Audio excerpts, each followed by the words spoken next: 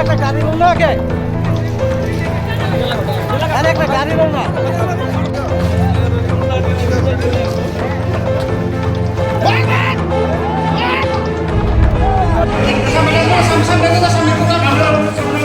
আজকে আমবাসার জন্য একটা খুব দুঃখজনক ঘটনা। আজকে পয়লা বৈশাখ, এর মধ্যে আমাদের আমবাসার একদম প্রপারের আমাদের পুরসভার ঠিক উল্টা দিকে একটা মদক বাড়ি আছে।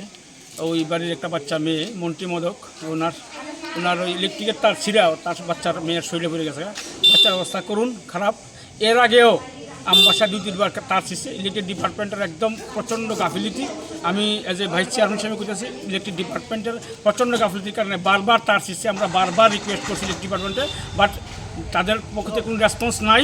আমি মাননীয় মন্ত্রী, বিদ্যুৎ মন্ত্রীর দৃষ্টি আকর্ষণ করছি। উনি আমাদের এই বাচ্চারা আমরা এখন জীবিত রেফার করছে। আমি ওনার দৃষ্টি আকর্ষণ করছি আপনার মাধ্যমে, তাদের ব্যবস্থা করে বাচ্চারা, আমাদের এলাকার বাচ্চা মেয়ে, একটা 13 বছরের বাচ্চা মেয়ে, অবস্থা খারাপ। আমি মাননীয় বিদ্যুৎ মন্ত্রীর দৃষ্টি আকর্ষণ করছি। আর কি বলবো, বাকি আমি ডিএম সাহেবের সঙ্গে কথা বলেছি, ডিএম সাহেব ব্যবস্থা নেবেন।